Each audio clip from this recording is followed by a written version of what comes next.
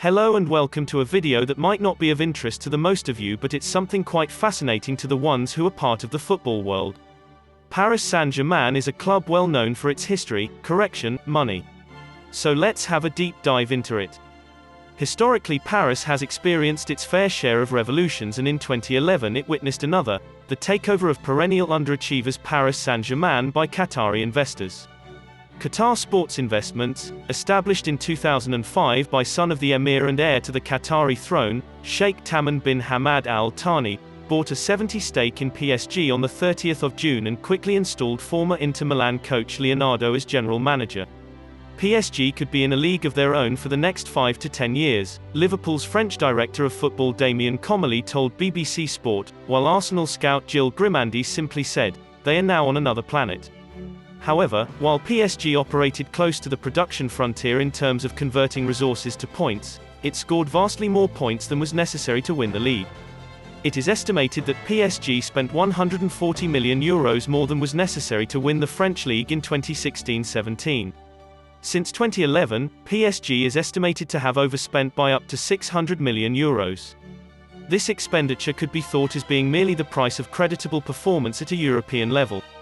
Unfortunately, it has brought less success than what was expected. PSG is viewed as a slumbering giant. Unlike top English teams that can count on their stadiums being near full every game, PSG supporters are more fickle, with attendances averaging 62% of the 47,400 capacity at Parc des Princes, although they are on a rise. But as the only major football club in a capital city, in comparison to London's 5 Premier League sides, its potential local audience is enormous.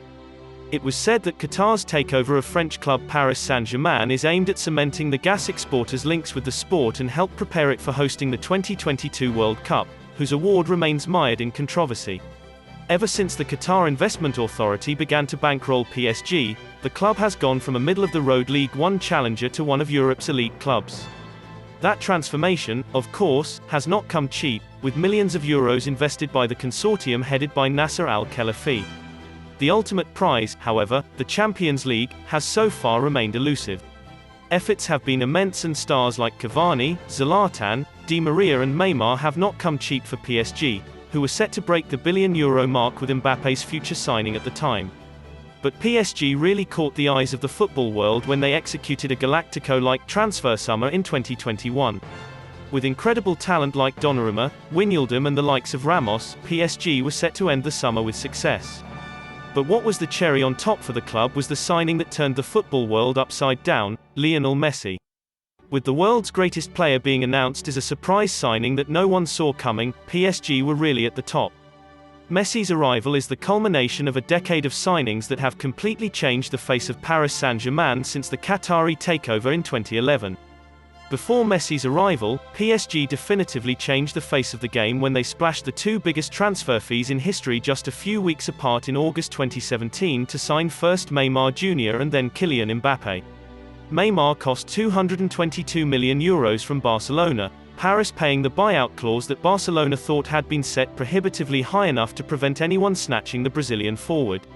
Mbappe followed for €180 million from Monaco, who he had just helped to win the League One title at PSG's expense. And now PSG signed Messi, arguably the greatest player of them all. The 35-year-old Argentinian genius wears the number 30 at the Parc des Princes, and PSG know that having the former Barcelona man means that now, to borrow their own motto, they can no longer dream any bigger. Messi's arrival saw merchandise flying off the shelves, breaking previous records, and the number of followers of the club explode on social media. Khelaifi is already talking about the need for a bigger stadium. And PSG look better placed than ever to win the Champions League, the prize they covet the most but which has so far escaped them. Messi signed a 2-year deal with PSG in the summer of 2021 after running out of contract at FC Barcelona. According to L'Equipe, Messi makes $47 million gross per year, while Le Parisien have also said his salary would be between $41 million and $47 million. After taxes, his annual wage, considering the reported $47 million, would be reduced to $41 million, making him one of the top earners at Paris Saint-Germain alongside his close friend Neymar. Considering the reported $41 million salary, Messi would make around $3.5 million per month.